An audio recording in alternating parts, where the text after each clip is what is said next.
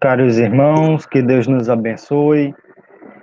Vamos continuar nosso estudo de hoje com o livro Tambores de Angola, no capítulo 4. O título de hoje é O Reduto das Trevas. Para iniciar nossa aula, vamos fazer uma prece de abertura, de permissão e agradecimento ao Deus, nosso Pai. Que Deus nos abençoe e abençoe todos os irmãos que vêm para nos esclarecer, nos ajudar, nos amparar com Jesus a serviço do amor. E todos os que precisam de ajuda recebam paz, energias de cura, proteção e sabedoria. Deus abençoe a terra e abençoe o nosso estudo de hoje. Assim seja. Vamos continuar com o estudo do livro Tambores de Angola, capítulo 4, O Reduto das Trevas. Fizemos uma prece junto a Erasmino. Ele aplicamos um passe calmante, proporcionando-lhe momentos de mais tranquilidade, até que pudéssemos socorrê-lo mais detidamente. Nesse meio tempo, sua genitora pareceu ter-nos captado a presença e recolheu-se em prece, mentalizando a imagem de Nossa Senhora das Graças, rogando-lhe bênçãos para o filho.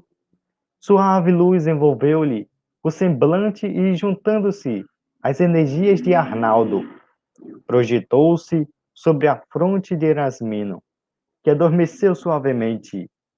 Observei novamente, extasiado, o que acontecia diante de meus olhos, enquanto o corpo do moço se encontrava estendido em sua cama, desdobrava-se diante de nós o espírito dele, que meio atordoado não conseguia divisar-nos a presença.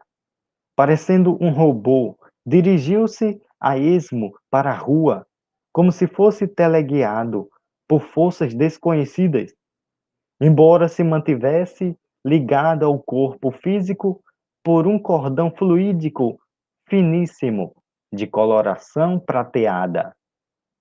Acompanhamo-lo, seguia por regiões inóspitas da paisagem espiritual, parecendo dirigir-se a lugar conhecido. Avistamos ao longe um edifício construído com matéria astralina e, portanto, invisível aos olhos comuns dos homens encarnados. Muitos pensam que deste lado da vida tudo é apenas névoa ou nuvens que pairam pelo espaço em meio a fantasmas errantes. Enganam-se, desafiando a pretensa sabedoria de muitos pseudo-sábios e religiosos do mundo. A vida continua, estuante, com muitas vibrações ou dimensões que aguardam ser devassadas pelo homem do futuro, para sua elevação espiritual. Não mais continentes a serem descobertos, nem países a serem conquistados, mas um mundo todo diferente, em se tratando da matéria que o constitui. E falamos matéria porque aqui também a encontramos, mas vibrando em estados diferentes do da matéria física. Pode-se, quem sabe, chamá-la de antimatéria, antiátomo, antielétron ou talvez matéria astral. Mas o que importa não são as denominações ou os vocabulários, já muito obsoletos com referência às manifestações da vida no universo, mas a realidade desta mesma vida que para nós, os desencarnados ou os defuntos, como somos muitas vezes chamados aí pelos colarinhos engomados, segue sempre sendo um mundo vibrante, com suas construções forjadas na matéria sutil do nosso plano ou dimensão. Essas construções encontram-se espalhadas por muitos lugares no plano astral e muitas vezes justapõem-se às construções físicas que fazem os humanos. O prédio que avistamos fugia ao que comumente se espera de uma construção desse tipo, utilizada para a finalidade com que seus habitantes desencarnados a usavam. Geralmente, se espera que espíritos atrasados habitem regiões negras com cheiro ácido e muita sujeira, o que refletiria seu estado íntimo de desequilíbrio. Mas até eu me enganei. Embora a paisagem externa não perdesse para as melhores descrições de Dante em sua Divina Comédia, a imponência do prédio desafiava os melhores arquitetos da terra, e a perfeição de seus detalhes certamente faria inveja aos amantes das, das aparências exteriores. Com a presença de Arnaldo, segui atrás de Erasmino, que se dirigia para o que se poderia chamar de andar térreo do portentoso edifício. Não sabia direito para onde nos dirigíamos, quando Arnaldo veio com a explicação. Não se preocupe, estamos sob o abrigo do bem. Aqui, neste prédio, posso afirmar que estudam as mesmas forças e energias que nós estudamos. Entretanto, empregam-nas em sentido contrário. A nossa presença não será percebida, pois, mesmo sendo desencarnados, como nós, seus habitantes e trabalhadores, se assim podemos chamá-los, estão com as mentes embotadas por vibrações infelizes, especializando-se em formas de ataques mentais ou magnéticos, para que possam atuar contra seus irmãos encarnados. Portanto, permanecem em vibração diferente da nossa, não nos podendo perceber a presença espiritual. Continuamos invisíveis para eles, como para os encarnados. Tudo é questão de se compreenderem as dimensões espirituais. Adentramos a construção atrás de Erasmino, que permanecia sob domínio irrestrito de alguma força misteriosa. Tudo era limpo. O chão que pisávamos era de material semelhante ao granito, conforme observara na terra. Um balcão iluminado funcionava como recepção, onde o espírito de uma mulher, de aparência jovem, recebia outros espíritos que ali chegavam com objetivos que eu, no momento, nem imaginava. Era a imagem do luxo exagerado. Luminárias pendiam do teto em cores variadas, parecendo cristais. Espíritos iam e vinham em várias direções. A cena era de difícil descrição.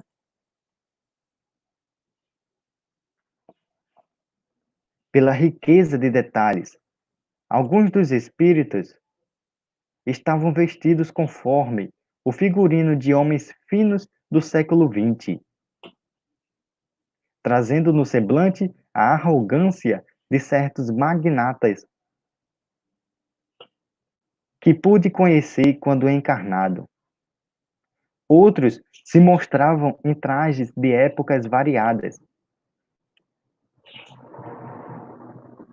como se encontrássemos ali personagens de tempos históricos diferentes.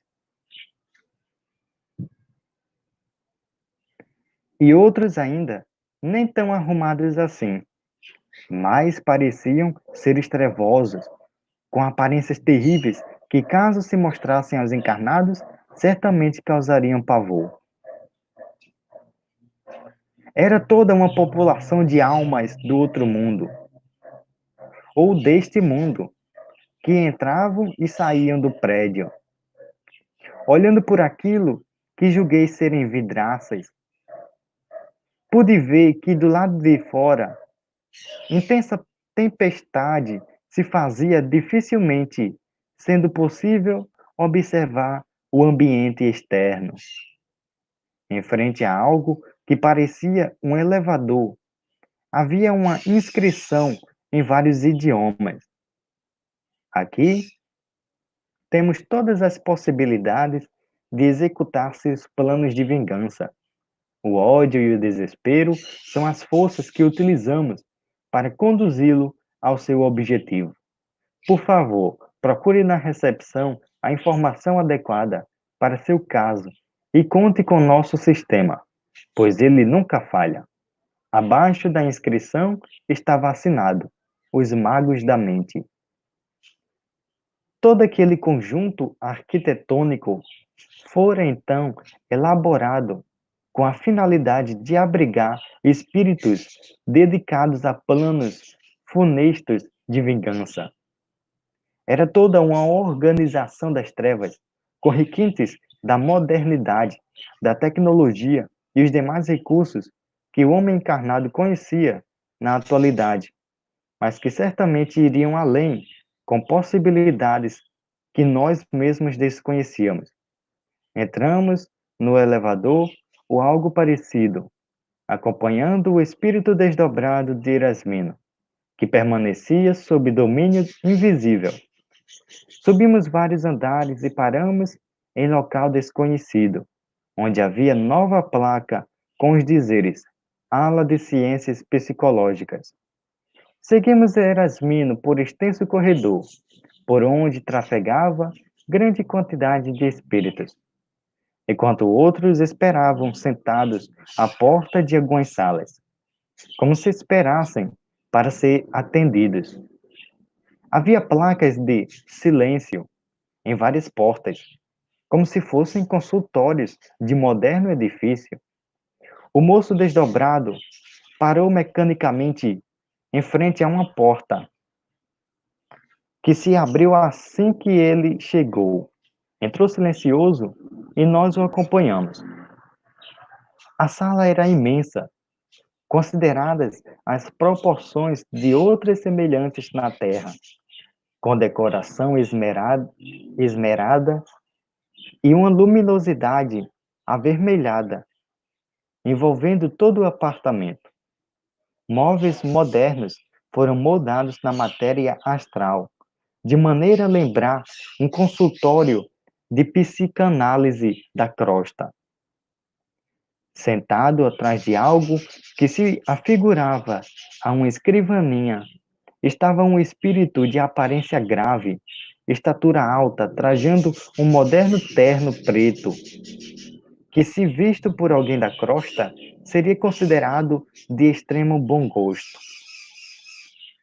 Era um perfeito gentleman, como o chamariam os encarnados. Em frente a ele, sentado numa cadeira de recosto, um velho, não tão arrumado como o outro, aparentando mais ou menos 60 anos de idade.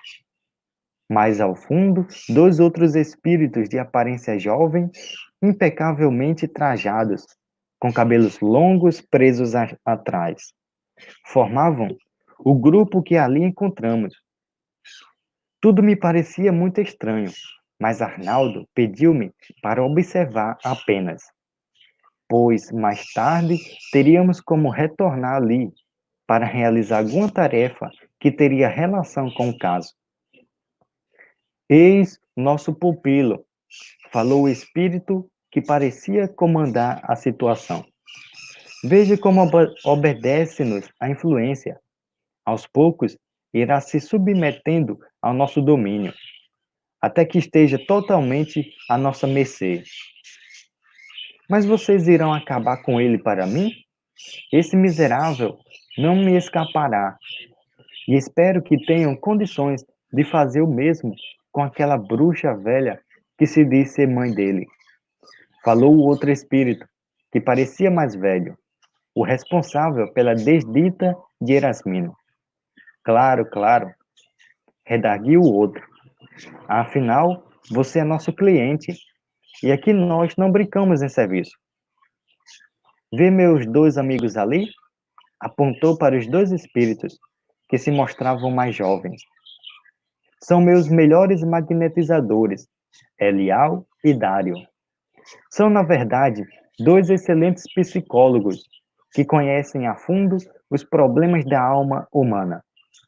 Trabalham diretamente sob o comando central. Veja como atuam e se certifique de que nós cumprimos o que prometemos. Ainda quando falava, os dois espíritos conduziram Erasmino até um divã e o fizeram deitar-se. Elial postou-se a um lado, enquanto Dário localizou-se num pequeno assento próximo à cabeça de Erasmino. O primeiro aplicava-lhe intensas radiações magnéticas na região do bulbo raquidiano, e o outro falava mansamente, com um tom monótono. Erasmino, Erasmino, você ouve apenas a minha voz. Sinta-se em casa, sereno e tranquilo. Sua mente é agora a minha mente. Seus pensamentos, meus pensamentos. Você está cada vez mais sob meu domínio. Você está aos poucos perdendo a identidade. Mergulha no passado. Não se encontra mais no presente. Aos poucos, a entidade projetava sobre Erasmino intenso magnetismo, enquanto continuava. Volte ao passado, volte ao passado, volte, volte. Você está cada vez mais retornando em outro tempo, outra época. Lembre-se, você não se chama mais Erasmino. Seu nome é outro. O tempo é outro. Estamos em seu passado. Cenas singulares se desenrolaram, então, envolvendo as entidades magnetizadoras como numa projeção holográfica. Foram se passando cenas e mais cenas, como no filme, mas em sentido contrário. Parecia que estavam mergulhando em memórias do tempo. E em todas essas projeções, que como uma névoa os envolviam, podiam-se ver a figura de Erasmino em várias situações. Sua mente parecia irradiar estranhas vibrações, contorcia-se sob o poder magnético daqueles espíritos que continuavam sua estranha tarefa. Você está bem, muito bem. Mantenha-se agora fixo nessas recordações. Depois nós iremos mais longe no tempo. Você se manterá nessa situação, sob o domínio de nossas vozes. O espírito que observavam de longe sorriam, parecendo satisfeitos com o que acontecia. Ouvimos o dirigente das trevas falar. Temos aqui modernos recursos. Pode entrar para fazer qualquer um retornar no seu passado. Mas não podemos fazer milagres. Temos que ir devagar, um pouco em cada sessão. Depois que for despertado todo o seu crime, ele estará irremediavelmente em nossas mãos. Por ora, o ligaremos a alguns fatos desagradáveis de seu passado mais recente. Depois, através da indução, estará em suas mãos. Nós o entregaremos a você como nos encomendou. A um sinal seu, os dois magnetizadores interromperam a estranha terapia do mal.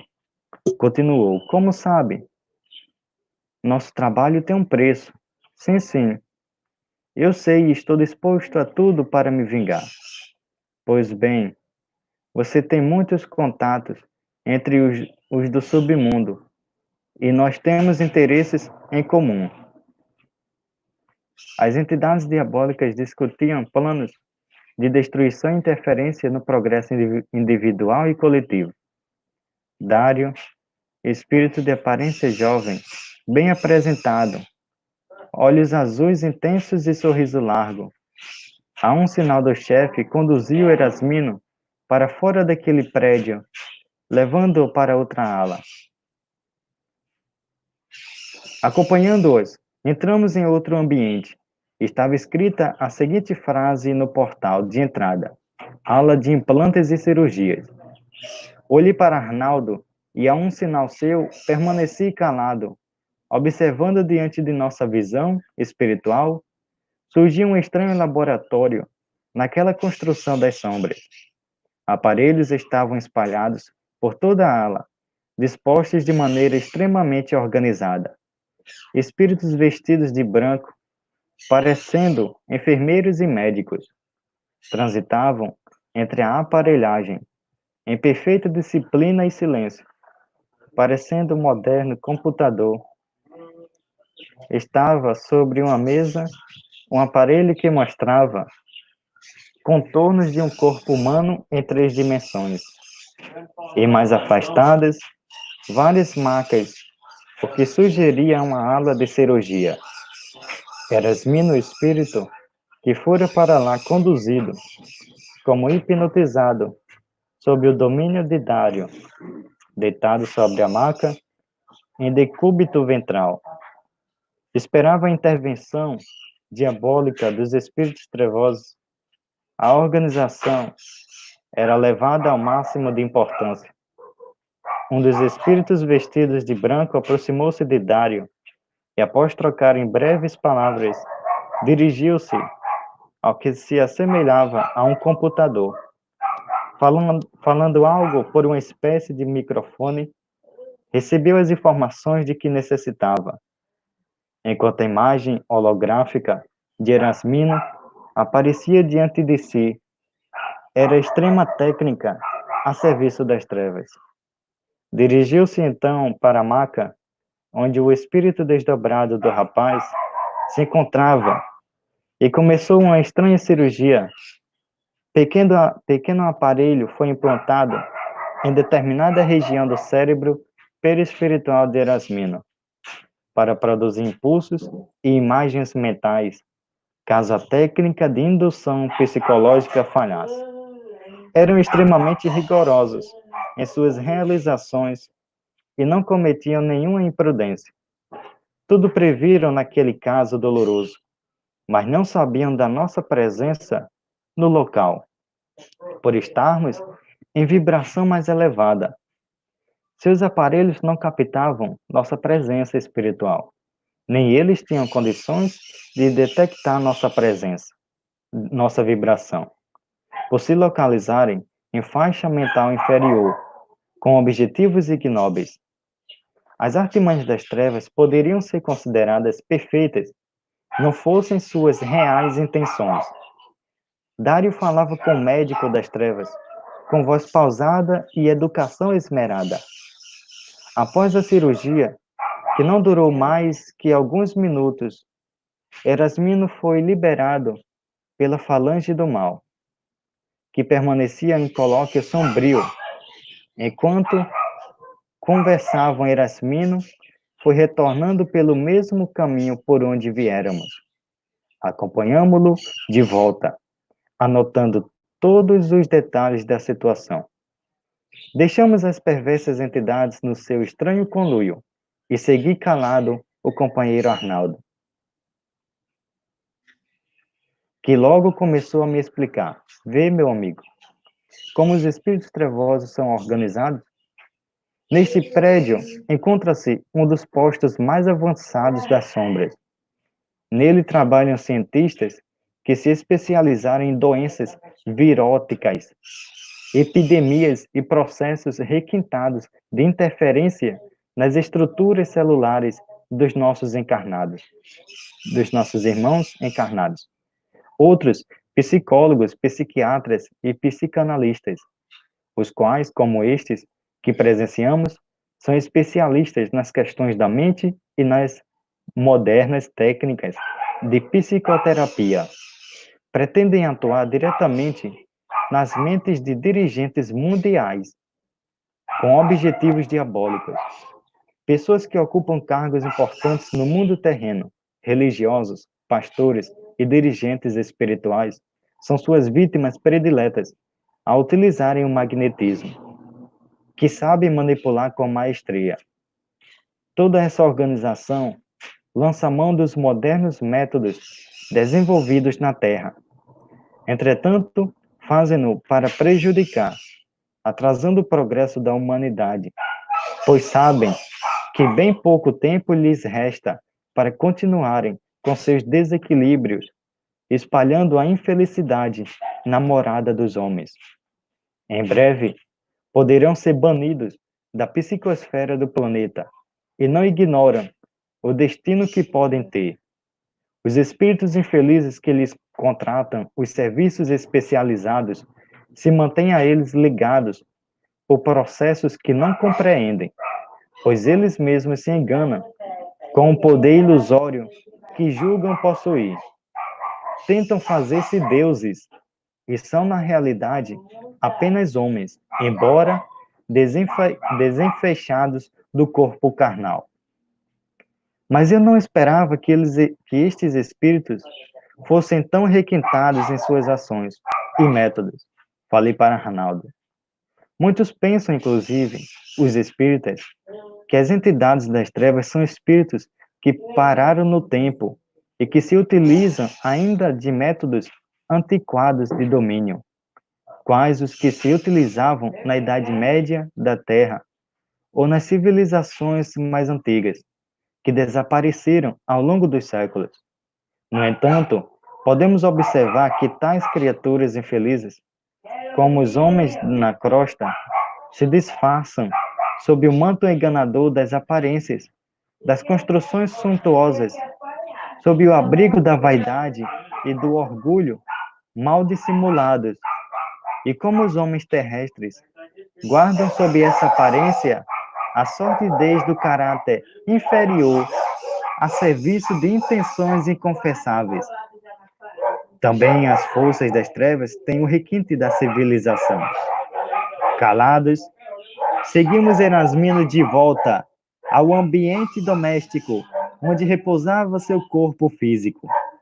De olhos esbugalhados, aproximou-se do veículo de carne e justapôs-se a ele, embora permanecesse entre o sono e a vigília. Temos que conduzi-lo imediatamente a tratamento, falou Arnaldo. Teremos que procurar ajuda em mais de um lugar.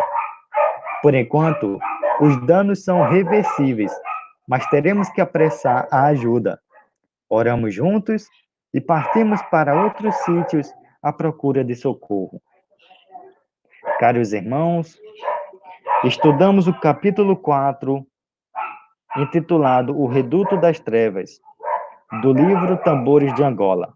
É um livro espírita, psicografado por Ângelo Inácio. Para encerrar nosso estudo de hoje, vamos trazer um versículo bíblico e fazer a prece. Jesus percorria todas as cidades e aldeias, ensinando nas sinagogas deles, proclamando o evangelho do reino e curando toda doença e toda enfermidade. Isso está em Mateus, capítulo 9, versículo 35. E está citado dentro do livro Segue-me, por Chico Xavier. Agradecemos por tudo, que Deus abençoe a terra, todos os irmãos que precisam de ajuda sendo resgatados, que Deus nos abençoe e encerramos o estudo de hoje. Com muita paz em nossos corações. Assim seja.